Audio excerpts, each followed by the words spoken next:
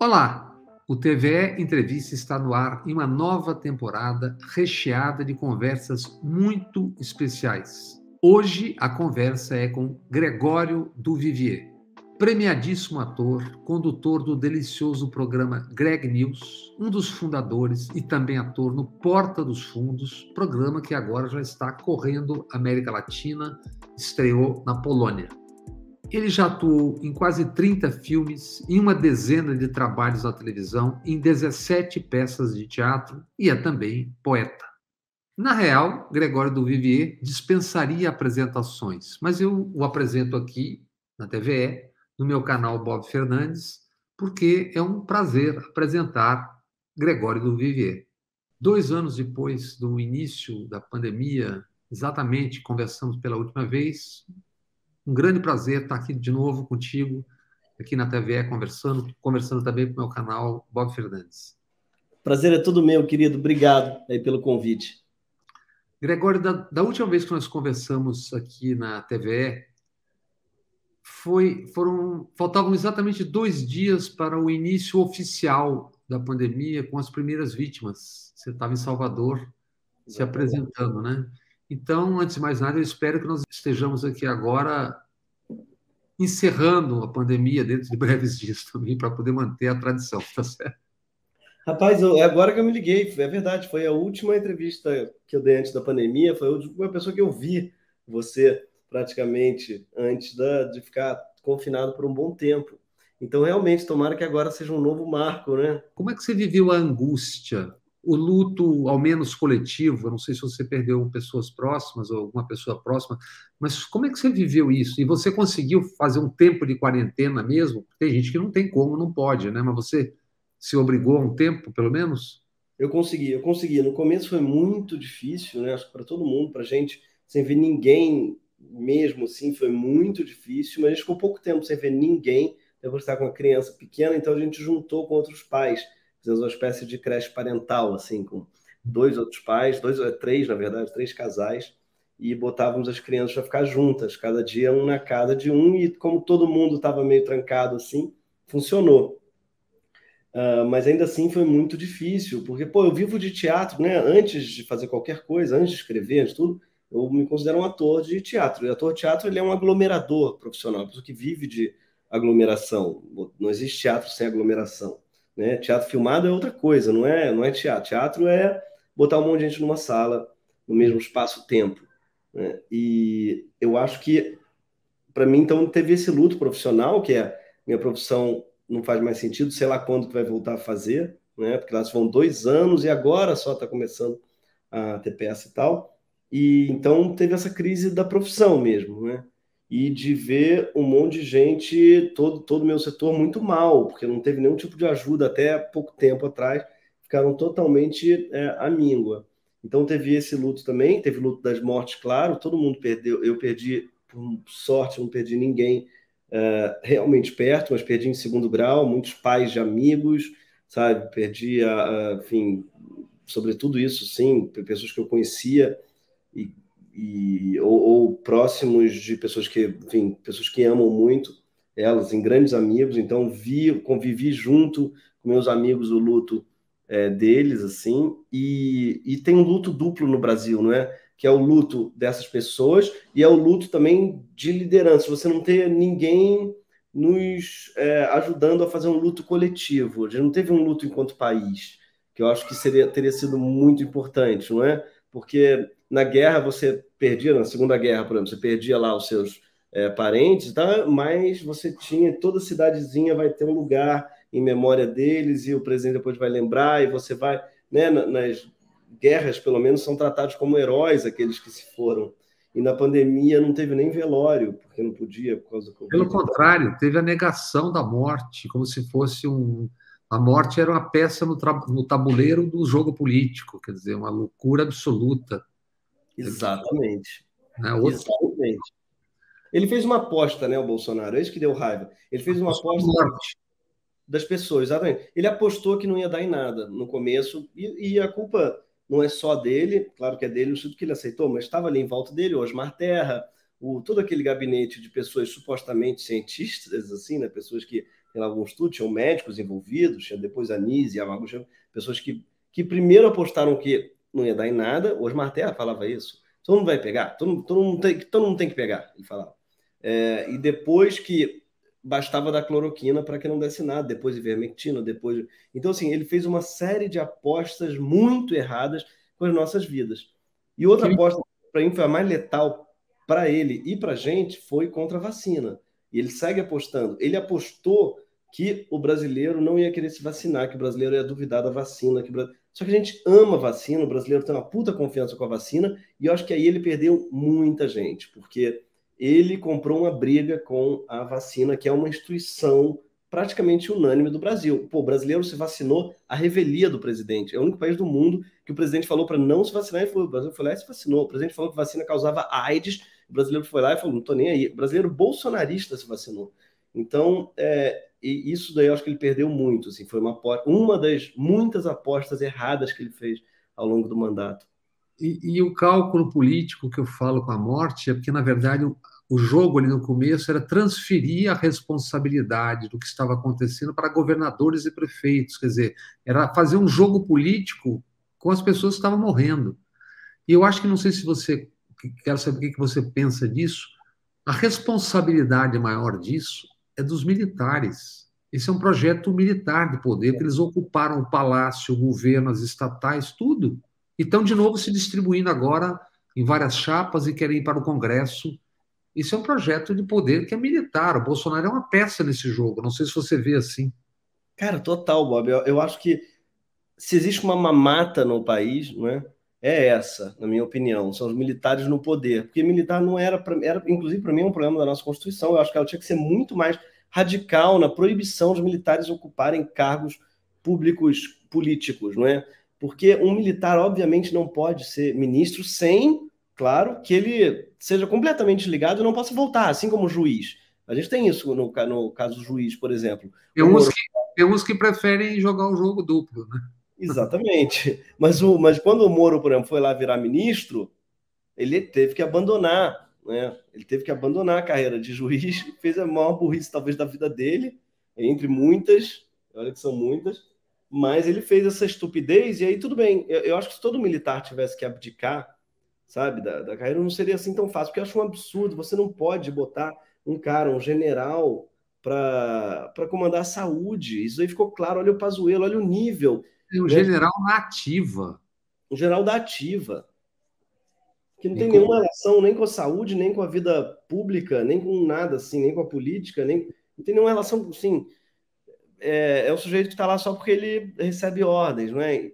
Então eu acho que a vida, assim, a participação dos militares na política, ela é muito ruim, sempre foi ruim, nunca deu certo, e é parte das 600 mil mortes aí, está na conta deles. Além parte da tragédia toda no qual o país se meteu, né? Agora, se tem uma coisa que serviu, talvez o governo Bolsonaro, foi isso, foi para a população enxergar, né, que as Forças Armadas, elas têm quadros, o topo, sobretudo as Forças Armadas, os generais das Forças Armadas, eles não estão muito qualificados, não, porque o Pazuello chegar ao cargo máximo, ao general de sei lá quantas estrelas, o problema não é só do Pazuello, é das Forças Armadas. O sujeito olhar para o Pazuello, falar que esse daí é o máximo que o ser humano consegue chegar na escala, se é o Pazuello, quem está lá no alto é ele, isso sempre sem falar nos outros, né? Então foi bom, acho que para esclarecer, assim, para a população. E num governo tocado por militares, o Brasil conseguiu perder a guerra sem ter ido à guerra, porque no começo, Bolsonaro vai ao Kremlin, o seu negacionismo é desmoralizado, porque tem que fazer testes, 5 testes, fez teste dentro do hotel, depois vai beijar o soldado soviético, lá homenagear o soldado soviético que lutou, que é uma negação de si mesmo. E uma semana depois, quando começou a guerra, o general Mourão, o vice-presidente, disse que compara Putin a Hitler e que tem que usar força. Quer dizer, eles conseguiram brigar com todo mundo em uma semana. Cara, isso daí realmente tá, assim, é um chão de Concorrente palhaço. Porque essa guerra mostra muito o despreparo. Tudo mostra, assim como a pandemia mostrou, nessa guerra também mostra. Os caras conseguiram se alinhar com Putin ao mesmo tempo em que não conseguiram na ONU. Então, cara, eles estão tentando abrir uns pacatos, assim, né? De tá aqui, tá ali, mas não tem como, porque, assim, os dois lados são, de alguma medida, bolsonaristas, né? Dá para ele. Porque o bolsonarista estava há pouco tempo falando que queria ucranizar o país, que queria, né, expulsar os comunistas. A princípio, o bolsonarista é muito ucraniano, assim, originalmente, tinha que expulsar os comunistas daqui. Então, esse lado anticomunista da Ucrânia, eles se identificam muito. Agora, o lado autocrata que controla a mídia, manda matar jornalista do Putin, também eles acham o máximo, né? Então, eles ficam numa... É uma escolha difícil, como diria o Chapéu. Espacato. É, E por outro lado, naquela nossa conversa, quando a pandemia começava, você mostrou muita confiança no que viria a ser. Você imaginava que haveria uma rede de solidariedade nas comunidades, nas favelas, tal, tal, tal. O que de fato aconteceu durante a pandemia, com a CUFA, Central Única das Favelas, e outras organizações tantas, tentando minorar o problema da fome que atingiu 19 milhões de pessoas diretamente. Você já acreditava nisso antes, né? cara, eu acreditava. Eu acho que foi o que salvou muita gente, a solidariedade. Assim, o brasileiro médio, sabe? Eu acho que ele merece o Prêmio Nobel de Medicina, o Prêmio Nobel da Paz. Por quê? Cara, a gente se organizou. As pessoas ficaram em casa sem que houvesse sem que o presidente mandando elas irem para a rua, as pessoas ficaram em casa. Há muita gente. Eu sei que muita gente não ficou. Quem não ficou é porque não pôde, de modo geral, ou porque é muito bolsonarista. Mas as pessoas, por exemplo, eu vejo no meu setor artístico, não foi proibido peça, acho quase em momento nenhum. Os atores e os profissionais, os técnicos, se organizaram e pararam de fazer. Então, todos os setores aconteceu meio que isso, uma autorregulação, né, que é muito ruim, porque essas coisas têm que ser reguladas, eu acho que por instâncias maiores, para um não ficar policiando o outro. Inclusive, o cancelamento das pessoas aconteceu muito por causa disso, porque eu passei a ser a polícia do meu vizinho, porque como não há instância superior, como não tem Estado, como não tem governo, a gente passou a olhar para o vizinho, passou a olhar e ficar recriminando e filmando o cara que ia para o bar, porque não tinha ninguém ali gerindo, né? E o que eu acho muito ruim, porque quem tem que ter uma instância, tem que ter médicos olhando para isso. Quem tem que determinar se já dá para ir para bar ou não dá, não é o vizinho, não é o cara que mora em cima do bar, é um médico, um sanitarista, uma pessoa infectologista. São essas pessoas que têm que opinar. E aí no Brasil ocorreu isso. Em relação à fome, a mesma coisa, assim. A gente teve um auxílio à revelia do presidente, sem o qual muito mais gente teria morrido, né? Então o presidente foi salvo pela oposição, foi quem inventou e pressionou e obrigou eles a assinar o auxílio. E além do auxílio, teve todas as organizações, você falou da CUFA, assim. E também, e para a ironia e para a exposição, uma das exposições benéficas do processo da pandemia, foi o MST e sua produção agrícola socorrendo muita gente no país todo. O tão amaldiçoado MST. Exatamente. O MST, o MPA, também esses movimentos de pequenos agricultores, que, cara, os caras são espetaculares. Tipo, é muito louco isso, porque eles conseguem alimentar a população, muitas vezes sem agrotóxicos. Os maiores produtores de arroz orgânico do mundo é o MST no Brasil, sabe? Então, ainda por cima, um negócio orgânico, sem agrotóxico, é um negócio que gera renda e que eles ainda por cima doam uma quantidade gigantesca de alimentos e salvaram muita gente nessa pandemia. Então, cara, realmente eu sou muito fã assim, dos caras e é muito louco, porque eu acho que o que impediu o país, o que impediu o Bolsonaro mesmo de colapsar completamente foi a oposição, sabe, em algum lugar. Foi tanto o MST quanto os deputados que propuseram auxílio. A posição dos movimentos sociais, né? Os movimentos sociais que impediram o Brasil de colapsar, sabe? E que também conseguiram fazer com que as pessoas ficassem em casa. Que se todo mundo tivesse ido para a rua desde o primeiro momento, a gente ia ter passado de 1 milhão de mortes, com certeza. Foi a própria população, a boa vontade de grande parte da população, que fez com que o sistema de saúde não colapsasse. Né? Vamos fazer um intervalo, uma paradinha e voltamos já já.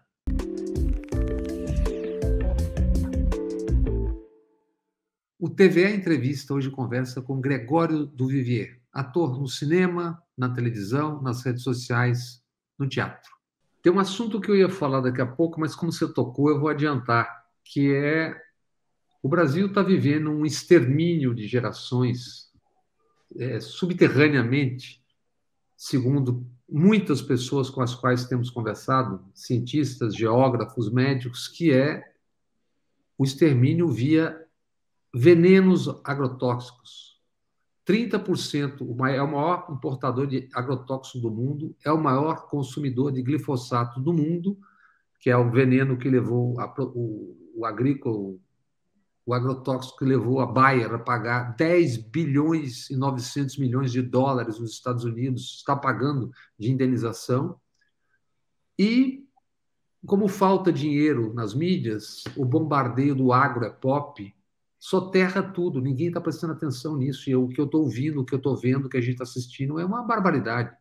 30% dos agrotóxicos importados pelo Brasil são proibidos mundo afora. Mas como é que você está vivendo isso? Você vai ter a segunda filha, você tem tempo ou cabeça para no dia a dia tomar cuidados? Como é que você se vira nisso? Cara, isso daí é um assunto também que me desespera, desespera.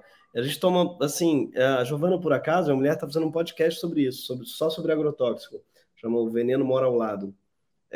E é só sobre a indústria dos fertilizantes agrotóxicos e tal, e como o lobby que ela faz, e as consequências mais loucas, porque assim, se pra gente que come é ruim, para quem produz, meu amigo, assim, tem um caso de uma cidade que teve uma epidemia de suicídios por causa da depressão causada acho que era do tabaco, um agrotóxico usado no tabaco. Então começou a se matar. Então, assim, sem falar no câncer, claro, e que são coisas que você não vê daqui a 1 ano, 2 ou 10, que você vê daqui a 20 ou 30, muitas vezes. Então, é muito a longo prazo e tem um lobby muito forte para silenciar. Cara, eu acho que isso daí é apavorante. Eu faço o possível para comer só orgânicos pensando nisso, sabendo que não adianta muito, porque é uma formiguinha. O negócio mesmo tinha que ser uma política pública. Né? Mas tem o MPA, que é quem salva aqui em casa. Perguntou como é que eu faço com criança pequena. Tem o MPA, que é o Movimento Pequenos Agricultores, que é um braço do MST, o MST também deve ter isso. São cestas que eles entregam aqui toda semana a preços justíssimos, não é aquele preço de orgânico chique, de loja orgânico da Zona Sul, não. Preços ótimos e cestas abundantes, que tem tudo, tem até cerveja na cesta deles. Opa. E é ótimo. Então, é o que eu tenho tentado fazer, cara. Esse carnaval mesmo, a gente foi para um lugar espetacular, assim, que é uma ecovila, chama Terra Una, e temos estar tendo esse movimento muito forte, né, de permacultura e de pequenos produtores orgânicos, familiares e tal, mas claro que não é o bastante, assim, é bom para a gente se inspirar e comer né, para nós mesmos tentarmos fugir desse agrotóxico, mas a única coisa que salva mesmo era uma regulação, cara, igual a Europa tem, igual tantos países têm. Aliás, inclusive tem a ver com a guerra, né, cara? Em algum lugar, não com a guerra, tem a ver com a nossa postura em relação à guerra. Bolsonaro não pode declarar, né? Ele não pode condenar veementemente a Rússia, porque o agro depende do veneno russo. É um delírio. Mas voltando ao trabalho, você estava com um Sísifo, uma peça de teatro que, se eu não me engano, estava começando a rodar o Brasil. Quero saber se isso, para onde vai, se não vai. O Porta dos Fundos, se eu não me engano, ia para estrear na Polônia, no Comedy Central, uma coisa assim, Comedy Central da Polônia. O Greg News vai voltar, está voltando daqui a pouco. Quais são os projetos para esse ano? Você lançou um livro de poemas em 21, se não me engano, em outubro. Me fale um pouco, nos fale um pouco sobre o seu trabalho, como está sendo a retomada. Cara, tô louco para retomar o teatro. Realmente, o Sísifo, que é a peça que eu fazia, foi interrompida no começo da temporada. A gente só fez Salvador, Rio, São Paulo, Salvador e Minas e BH.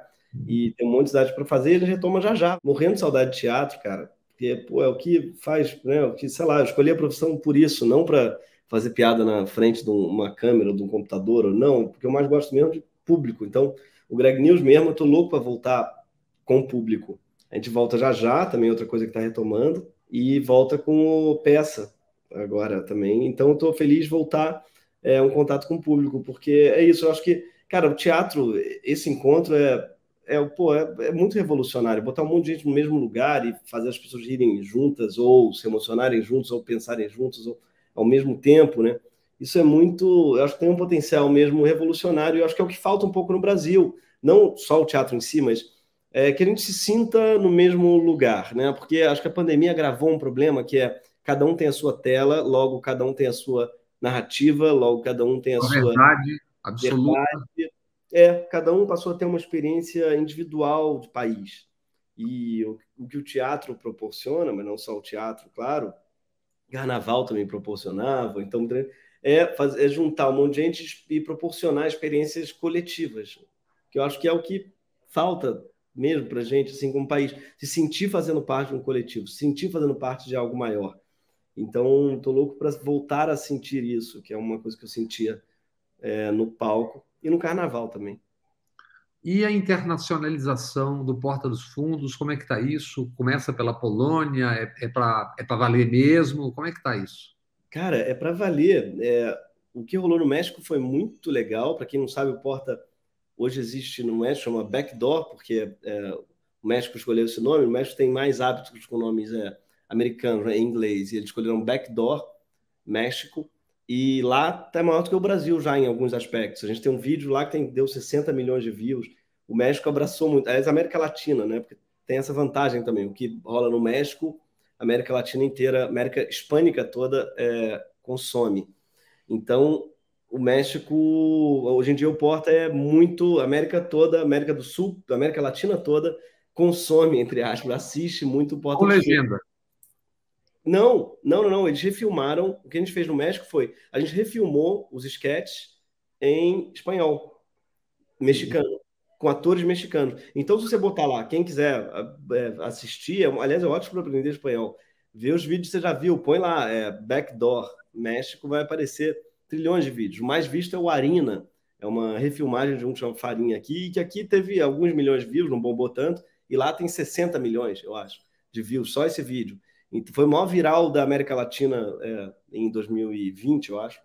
E a gente ficou muito feliz de ver que, cara, o Porta rola muito bem em outras línguas. Funciona. E na Polônia vai ser com poloneses. Imagina poloneses fazendo Porta dos Fundos, vai ser Já uma estão coisa. fazendo. Estreou lá na TV. E o México foi na internet, como no Brasil, e aí depois o Comedy Central comprou. Na Polônia já foi direto para a TV aberta. Está passando lá já o Porta, em polonês, com atores poloneses, na TV, na Globo deles, no maior canal de TV aberta. Então, isso é uma coisa que me enche de orgulho. E ao mesmo tempo, na Polônia, de curiosidade, no sentido que no México eu fui para lá, ensaiei com os atores, fizemos workshops e depois aprovamos os cortes e tal. No México deu para cuidar muito do começo ao fim. Na Polônia, não, porque eu não falo nada, né, de polonês, ninguém no Porta fala. Então, na Polônia, a gente fez um outro tipo de acordo. A gente entregou para ele, vendeu para eles os textos e eles refilmaram e a gente só Seja viu. o que Deus quiser. Não tem como. E a gente torce para que esteja tudo certo, mas não tem como saber, não é? Polônia, a gente. Se alguém falar polonês, dá uma olhada lá depois e diz se está tudo certo. Quantos redatores vocês têm? Vocês mesmos fazem tudo? Tem muitos redatores? Como é que é essa troca, hein? Somos 12 pessoas na sala de redação, mas tem um pouco de tudo. Tem 2 designers, tem 5 jornalistas, é uma turma grande, assim, e tudo é muito debatido, que eu acho que é o grande barato. Pô, assim, não tem nada no Greg News que vá para lá que não tenha passado pelas 12 pessoas, sabe? E nem tem, inclusive, tem também 2 humoristas, mas os humoristas dão sugestão de pauta e os jornalistas dão muita sugestão de piada. Então e os designers também. Então tem um trânsito de pessoas por todas as áreas que é muito legal. E é isso, não tem nada que não passe pelo debate de todo mundo, sabe? Isso é muito legal, muito pouco vertical, assim, né? Tem uma conversa muito boa para todos os assuntos. E acho que isso é uma outra coisa que a gente ia falar, mas acho que adianta já. Isso também é importante nessa época de revisão e reflexão de conceitos, preconceitos, de tudo, não é só o feminino, é raça, é tudo, né? Isso dá um filtro maior também para eventuais escorregões, né? Mas, ao mesmo tempo, não é uma época bastante delicada de trabalhar, de fazer o humor. Você mesmo disse que como é que é o humor, ele serve para reflexão, não é um impeditivo, pelo contrário, né? Mas como é que você está vivendo isso e como é que vocês estão vivendo isso? Os cancelamentos, tem que ter um extra cuidado? Atrapalha ou é normal? Sai na tranquilidade. Eu tendo a achar que é menos grave as coisas do cancelamento do que alguns comediantes fazem alarde, sabe? Eu acho que Me incomoda quando o comediante ele leva tão pouco a sério a profissão dele que ele acha que não tem responsabilidade nenhuma pelo Uhum. conteúdo que produz. Então ele usa a comédia como uma salvaguarda, uma carta branca para falar qualquer coisa. Eu Vale acho, tudo. eu acho de fato que o humor ele precisa de muita liberdade, ele precisa de liberdade total, ampla e restrita. Mas quando você trabalha com informação, como é o meu caso, que é humor junto com informação, isso traz também uma responsabilidade de jornalismo, assim. Tem pessoas Isso. que trabalham. Eu acho que existe um encontro dos dois, né? Eu não acho que o humor seja necessariamente livre de responsabilidades e de verdades. Eu acho que, inclusive, ele é uma ótima forma de falar verdade. É uma ótima forma de informar também. Então, eu acredito que o humor pode ter essa responsabilidade, e claro que vem com muito trabalho, porque é isso que você falou, não dá para. Precisa de responsabilidade na checagem, tem que ter apuração, e para além disso, a gente tem que se perguntar o tempo todo: é isso que a gente acha mesmo sobre isso? O que vocês acham? Como é que isso ecoa? E ajuda, nesse sentido, ter uma sala diversa.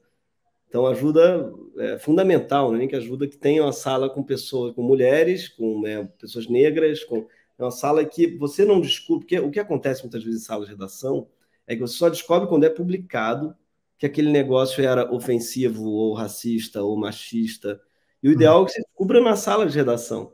Então, ter uma sala de redação diversa é fundamental para você não tomar um susto quando a matéria sai publicada, né? Então, Você você está falando uma coisa que é muito interessante, porque, na verdade, o humor que você faz é o humor de um jornalista. O Greg News é calcado em informação muito segura, fica claro para quem é jornalista.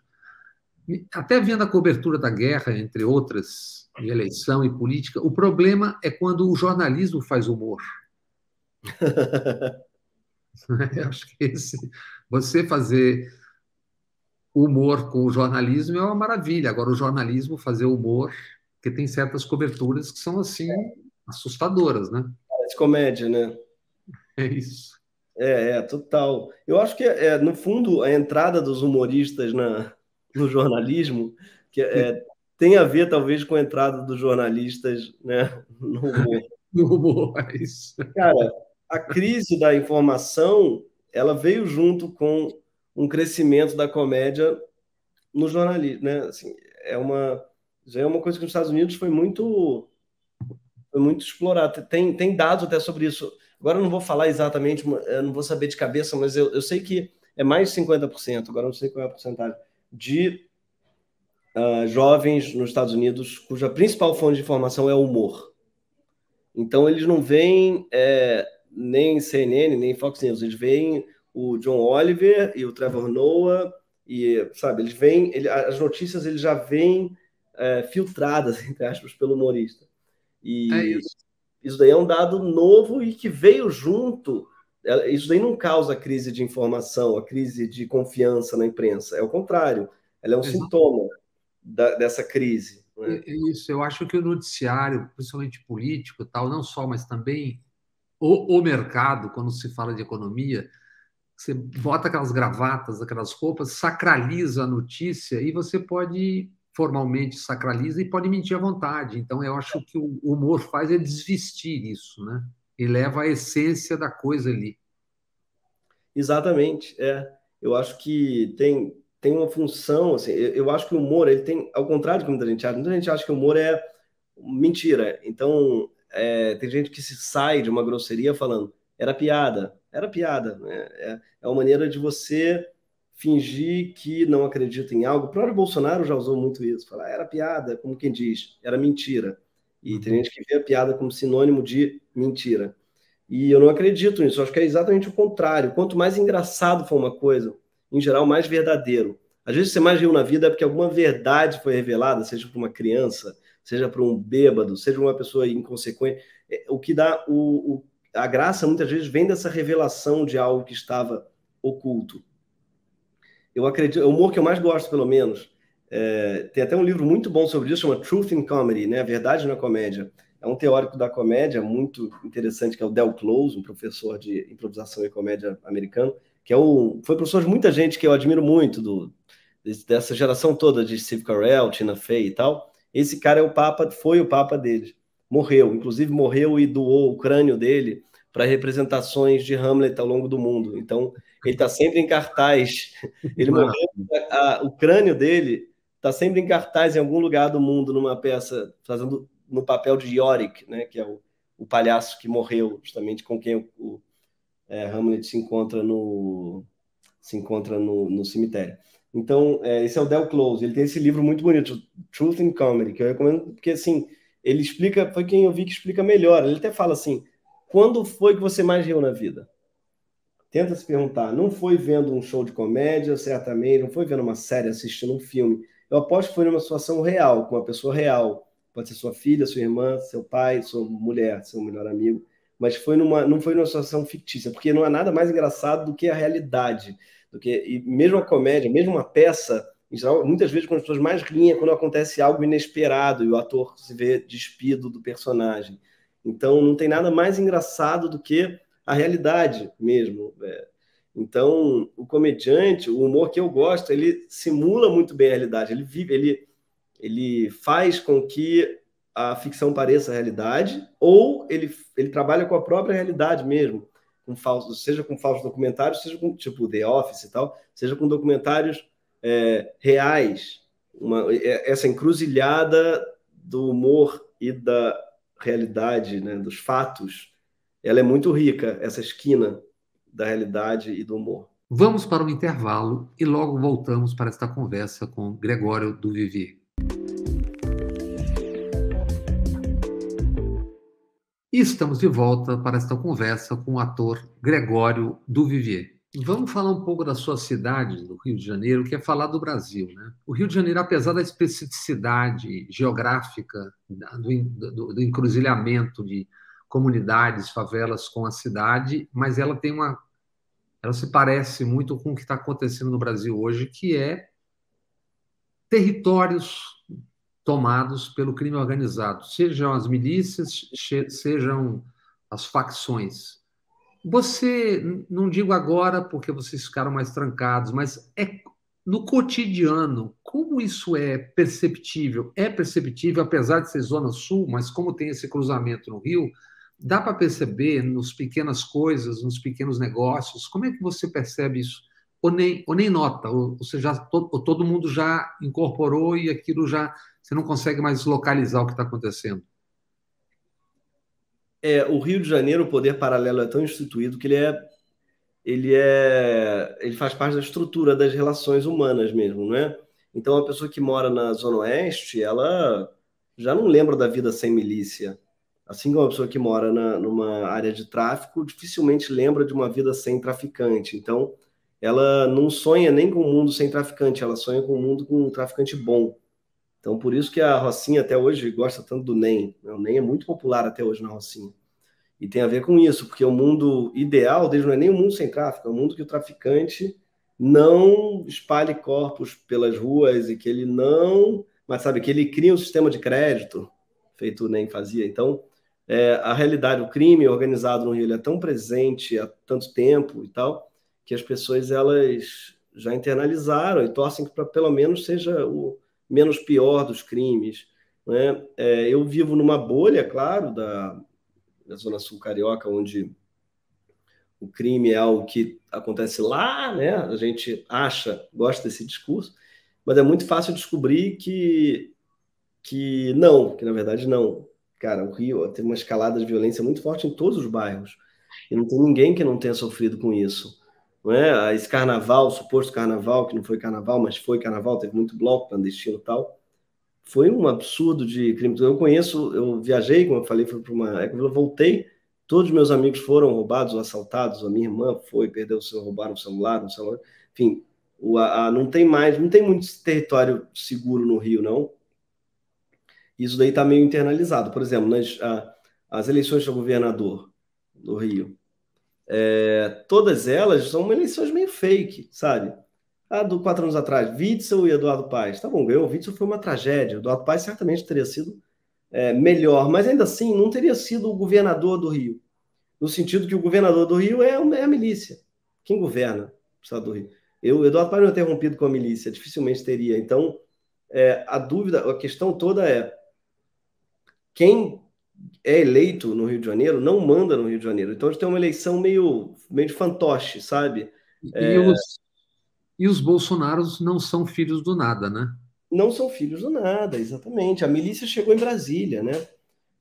A quem governa o Brasil hoje é a mesma pessoa que governa a zona oeste do Rio, assim, é o mesmo tipo de pessoa, é um pensamento miliciano mesmo, sabe? De extorsão, de rachadinha, de assim, é uma série assim, é a cara da milícia, tudo que esse governo tem, né, é a cara da milícia, que é justamente formada, o eleitor do Bolsonaro, em algum lugar, é um eleitor que talvez prefira a milícia, porque não todos, claro, mas se você parar para pensar, tem muita gente que é a favor da milícia e que já declarou os próprios Bolsonaro, que eles vão falar: ah, é uma vida mais tranquila, pode ver, os bairros milicianos não tem drogas, vão argumentar, né, coisas desse tipo. Não tem gente usando droga na rua, o índice de criminalidade desce, então assim, e eu acho que tem uma lógica muito miliciana mesmo em Bolsonaro, sabe? E o estado do Rio, infelizmente, ele é refém dessa lógica. É um estado muito pouco democrático do Rio. As pessoas falam mal do eleitor, mas não dá para falar mal do eleitor da Zona Oeste, por exemplo. Um cara que vive em área de milícia, ele não tem nem acesso, muitas vezes, a quem são os outros deputados. O Marcelo Freixo, por exemplo, não pode fazer campanha em área de milícia do Rio. Então, ele está candidato a governador, foi candidato a prefeito, ele foi candidato a prefeito 3 vezes sem poder pisar em Campo Grande, por exemplo, ou em Rio das Pedras. Ele não pode pisar lá. Como é que essa eleição é democrática, né? Uma cidade que um terço dos bairros, pelo menos. Segundo os trabalhos que leio, 57% da cidade do Rio de Janeiro está sob controle, de alguma forma, de milícias ou facções. Olha isso. Então, que democracia é essa, não é? Assim, é muito esquisito uma democracia em que 57% da população está sob a batuta de outro poder que não o Estado, assim, né? São estados paralelos mesmo. E em guerra constante. E a milícia não tem freio no Rio. Ninguém põe freio na milícia, não existe. Ela já é o freio, teoricamente, né? Ela é a polícia, então ela é muito mais perigosa que o tráfico nesse sentido. O traficante não tem deputado. O pequeno traficante, pelo menos da Rocinha, não tem. Talvez lá aquele lá do Perrela, talvez tenha sido deputado, o senador. Né? Atenção, antes que me processem, não estou referindo ao próprio Perrela, que tinha lá o helicóptero, o Helicoca, mas as pessoas, talvez, ao dono daquela cocaína que estava no helicóptero dele, ou que ele alugou, sei lá qual a desculpa que ele deu. Agora, aqui no Rio de Janeiro, esses traficantes do Comando Vermelho, sei lá o quê, não, eles estão lá com as armas dele e tal, tem arma pra caralho, estão longe de ser heróis, pelo amor de Deus, mas são as únicas pessoas que põem freio à milícia no Rio de Janeiro. Os lugares que a milícia não ocupou é porque tem facções, basicamente. Então, é muito louco isso, que o Estado não põe nenhum freio. Ao contrário, o Estado é miliciano, né? A quantidade de vereador miliciano no Rio de Janeiro, a quantidade de deputado miliciano, eles têm uma bancada miliciana no Brasil hoje em dia. A gente está falando de violência estrutural que, obviamente, tem uma origem na formação do Brasil, né? E você, depois, especialmente no assassinato do Mois, morreu espancado inacreditavelmente, 40 minutos, tal. Você falou muito sobre a questão do racismo estrutural, né? Que ao longo desses anos, os justiçamentos, as coisas têm crescido de uma maneira, e não só em Salvador mesmo, aqui na Bahia, há pouco na Gamboa de Baixo, que é um enclave popular ali perto da Avenida do Contorno, a polícia matou 3. Quer dizer, como é que você tem acompanhado isso? Como é que isso te toca? Porra, cara, toca muito e, assim, para mim, é o maior. Assim, não tem, tem um lugar em que eu acho que o humor não chega, sabe? O humor não chega na chacina. Eu acho que a gente consegue fazer humor com muita coisa, com quase tudo. Agora, tem um lugar que não. Chacinas aí, por exemplo, ou o caso Moise, não tem humor possível, sabe? A gente está no Brasil e, tipo, a realidade, às vezes, ela é impeditiva de você exercer certas profissões, porque não tem como fazer humor na tragédia. Feito se um prédio está pegando fogo, não é? Você não vai fazer um poema sobre o fogo, nenhuma piada sobre o fogo. Você vai gritar fogo. Então, o Brasil, às vezes, esse prédio em chamas, onde não cabe uma piada sobre as chamas. A gente tenta, claro, mas a situação precisa estar um pouquinho melhor para se fazer humor. Tem vezes em que simplesmente é só gritar fogo mesmo. No caso do Mas humor, é um caso desses. essa naturalização da morte, da violência, por exemplo, quando aconteceu Petrópolis, aquele deslizamento, mais de 200 mortos, aquilo virou uma coisa, uma comoção, como obviamente tem que existir, óbvio, né? Mas ao mesmo tempo, naqueles mesmos dias, morriam 4 Petrópolis ainda, ou 5, na Covid. E é como se não tivesse acontecendo. Há É, algo estranho acontecendo, né? total. A pandemia a gente se acostumou a uma quantidade de mortes que, né, não é normal, assim, não é habitual. É, pesado mesmo.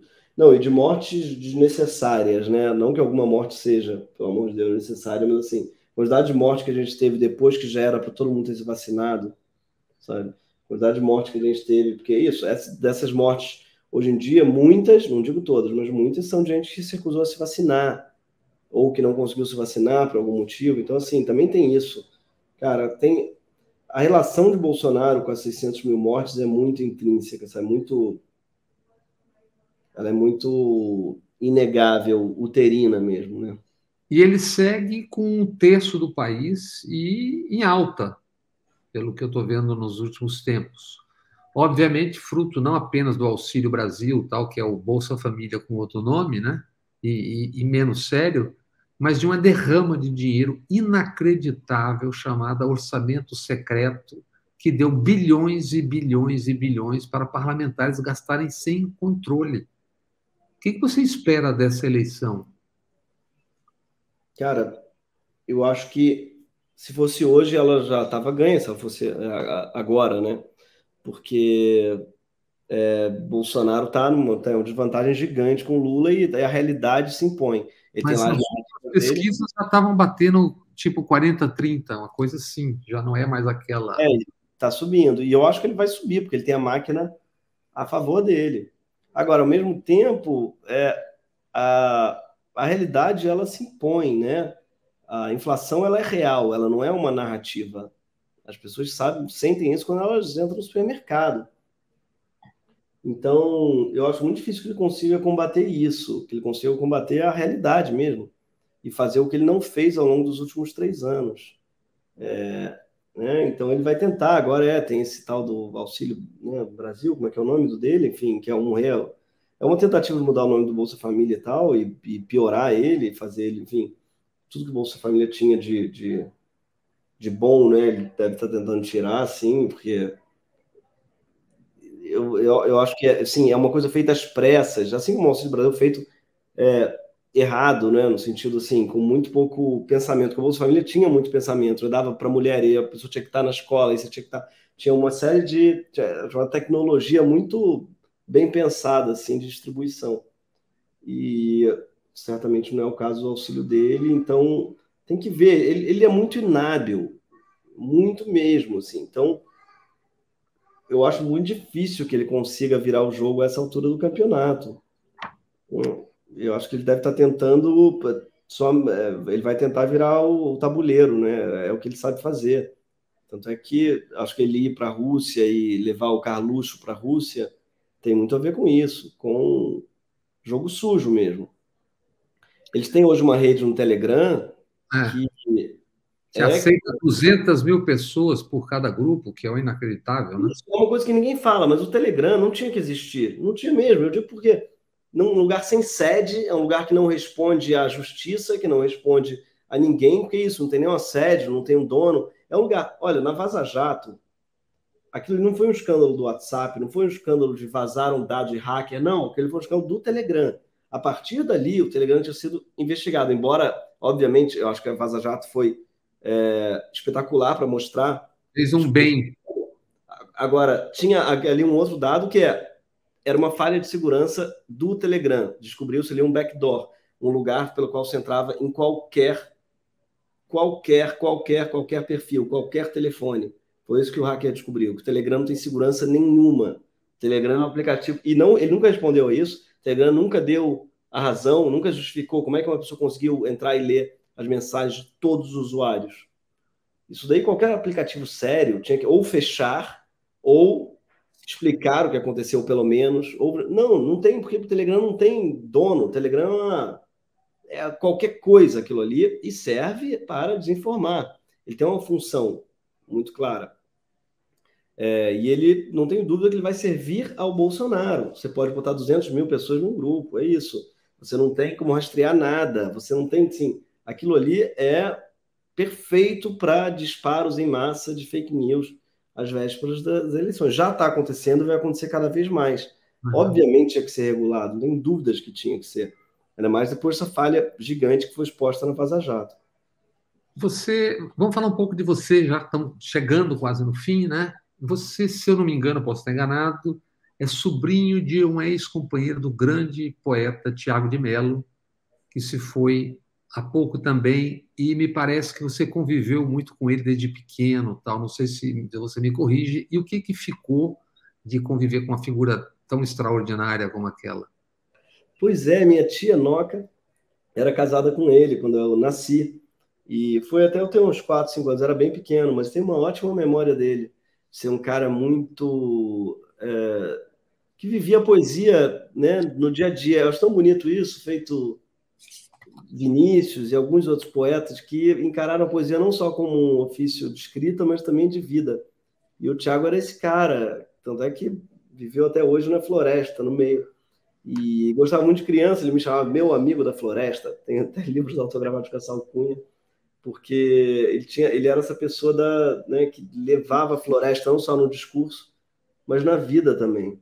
Então, uma inspiração, eu acho, um sujeito muito coerente com a própria vocação e com a própria poesia. Ele viveu a poesia não só na escrita, mas na prática também. Eu queria ter ido visitar ele, nunca fui na Amazônia. Parece que era lindo. Meu pai foi lá, passou um tempo com ele. Eu nunca fui, era louco para ter ido. E a casa, tomara que vire um museu, um lugar, né, de visitação. E parece uma coisa do destino, né? Porque ele se vai quando a Amazônia está sob um ataque feroz, brutal, assim como o João Gilberto, para usar um símbolo, né? Desaparece quando o Brasil vivia aquele inferno todo do início. E nenhum sinal, nenhum ar de um governante sobre essas pessoas. Todas merecem um ar, mas são figuras simbólicas de um Brasil vitorioso, legal. E o que a gente teve foi silêncio, né? Foi. A morte de João Gilberto foi muito simbólica mesmo. Porque foi um silêncio sepulcral, que ele até combina com o próprio João Gilberto, né? Um homem do silêncio, assim. Mas que ao mesmo tempo que merecia pompas de Estado, né? Assim, um funeral, imagina, a altura dele. Eu acho que o Brasil... Teve um Brasil que morreu, né, com Bolsonaro. Teve um Brasil, junto com as 600 mil pessoas, que acabou. É o Brasil do qual o Bolsonaro luta contra, porque o Bolsonaro é um sujeito em guerra com o Brasil, com uma certa brasilidade, pelo menos. Né? Ele é em guerra com tudo que o Brasil talvez tenha criado de notório internacionalmente, tudo que caracteriza o Brasil de melhor, tudo que fez com que a gente fosse querido internacionalmente, porque a gente sempre foi muito querido internacionalmente. O Bolsonaro declarou guerra contra isso, assim, que é o samba, o carnaval, a bossa nova, assim, João Gilberto, a música, os artistas, a Amazônia, são os povos indígenas, os povos originários, né? Assim, tudo que caracteriza o carinho que as pessoas têm com o Brasil lá fora, tudo que é o melhor do Brasil mesmo, assim, não só lá fora, aqui mesmo, é o que eu amo o Brasil. Os motivos pelos quais eu amo o Brasil são os mesmos motivos pelos quais o Bolsonaro odeia o Brasil. Ele é a representação de um país de ressentidos, né? Exatamente. De um país que odeia a si mesmo, eu acho. Sabe? Porque é isso, ele já falou em todas as letras que que o problema do Brasil é o brasileiro. Ele falou isso. Ele e o Alexandre Garcia, ele compartilhou um vídeo do Alexandre Garcia falando que se botassem os japoneses todos no Brasil, e levasse os brasileiros para o Japão, o Brasil ia virar o melhor país do mundo e o Japão ia virar uma tragédia. É a tese lá, o Alexandre Garcia fez esse vídeo, essa tese inspiradíssima. E Bolsonaro compartilhou, falando, gênio, perfeito. Como quem diz assim, essa terra é maravilhosa, o problema é o brasileiro. Ele é um presidente brasileiro que odeia o brasileiro e tem muito brasileiro que, por odiar a si mesmo, passa a amá-lo. Mas existe uma autoxenofobia, né? Um ódio à pessoa brasileira mesmo, ao povo brasileiro. Um sonho em ser americano. Tudo é que vai para lá e fala Estados Unidos acima de tudo. Ele muda até o slogan dele. Ele fala e não sabe nem... Ele fala Deus acima de todos, Estados Unidos acima de tudo, Brasil. Ele não sabe onde botar o Brasil no meio. Então, a própria slogan dele, ele muda para dizer que os Estados Unidos está acima. Assim. Então, é uma coisa muito servil mesmo aos Estados Unidos, mas não só, né? Servil ao exterior, assim, às grandes potências. É muito colonizada. Acho que ele é um presidente do Brasil colônia, sabe? Ele não é nem do Império, ele é da Brasil colônia, assim, capitanias mesmo. Assim, é um cara sabe, que odeia o Brasil livre, odeia o Brasil grande, ele quer ser colônia, ele queria mesmo que alguém viesse aqui, sabe, desse golpe de chibata para a gente aprender a ser civilizado, assim. Ele é um cara muito colonialista, muito colonizado mesmo. E, encerrando, apesar dele e deles, qual é a esperança que você tem no Brasil, nesse 22? A minha esperança é que o Simas tem uma bela imagem, né? O Luiz Antônio Simas, historiador. Fala, o Brasil tem que dar errado, porque o problema é quando dá certo. Porque se você pensar no Brasil como um empreendimento de ódio, um empreendimento escravocrata, colonialista, um empreendimento de latifundiários, ele deu muito certo com o Bolsonaro. O projeto de Bolsonaro é esse brasileiro antiquíssimo de extrativismo, monocultura e escravagismo. Então, esse Brasil precisa dar errado. Né? A gente tem que reinventar, eu acho, e é muito simples reinventar porque ele já está aí. É o Brasil do MST, sabe? Quando eu penso em utopias, eu não penso em Suécia nem em Noruega, não. Penso no Brasil da Constituição de 88, a gente tem que fazer valê-la, sabe? É muito simples, ele existe, ele está lá na Constituição e ele está em vários lugares do Brasil, como isso, o MST, o MPA, porque eu acho que é o que a gente produziu, é a nossa tecnologia de exportação mais avançada, né? A mais avançada das mais avançadas das tecnologias, a gente tem essa tecnologia, porque ela é indígena, como diz a música do Caetano, mas ela também é da nossa cultura. Acho que não existe tecnologia maior do que também a nossa cultura, o que a gente produziu de cultura no samba, no carnaval, mas não só, sabe? O Brasil já deu tão certo mundialmente com Guimarães Rosa e Jorge Amado e com nossas artes plásticas, sabe? Que eu acho também revolucionárias, assim. Eu acho que a gente tem esse quadro, aliás, que é atrás do Suassuna, que é um cara que eu sou muito fã, tô vendo aqui que ele está em destaque ali, aqui atrás, e que eu acho que é um dos motivos, assim, é um cara que sonhava com um Brasil grande, ele era até conservador em alguma medida, mas conservador de um Brasil que certamente não é o que os conservadores querem, né? Mas que tinha uma coisa muito bonita dele, eu sou muito fã dele, não só do teatro, que eu sou apaixonado do teatro dele, mas também da figura apaixonada, acho que, por um Brasil, por uma invenção de um país, sabe? Que eu acho que é lindo, eu sou apaixonado por esses caras que tentaram inventar um país, e eu acho que a gente precisa inventá-lo. A vantagem, entre aspas, do Brasil é que, por não ter esse passado glorioso, o qual a gente tem que ser fiel e honrá-lo, porque isso daí é uma dor, acho que é algo muito pesado para um país, você ter que honrar este passado de uma nação grande. Não, acho que ele é o Brasil é um país que precisa ser inventado. Então, ele tem essa vantagem, ele precisa que a gente o invente, sabe? E dá para inventá-lo algo que não seja uma cópia dos Estados Unidos, nem um filhote da Rússia do Putin, nem, sabe? Mas que seja algo novo, que seja uma potência mais baseada na sabedoria dos povos originários, né? Dos quilombos, dos povos quilombolas. Então, acho que dá para a gente inventar um país que não seja tão colonizado, mas que seja uma nação nova mesmo, criada sobre novas bases. Gregório, não chegamos nem à metade dos temas que eu tinha levantado para a gente conversar. Caramba, né? Desculpa aí, Bob. Imagina, Imagina, é sempre um enorme prazer conversar com você. E eu agradeço em meu nome e em nome dos amigos da TVE que acompanharam essa conversa contigo. Prazerzão falar contigo, querido. Prazer enorme. Tomara que a gente se veja aí na Bahia da próxima vez. Ou que assim seja. Um abração, velho. Abraço grande. Tchau, tchau. E muito obrigado a você, amiga, amigo, que acompanhou mais um TVE Entrevista. Até a próxima semana.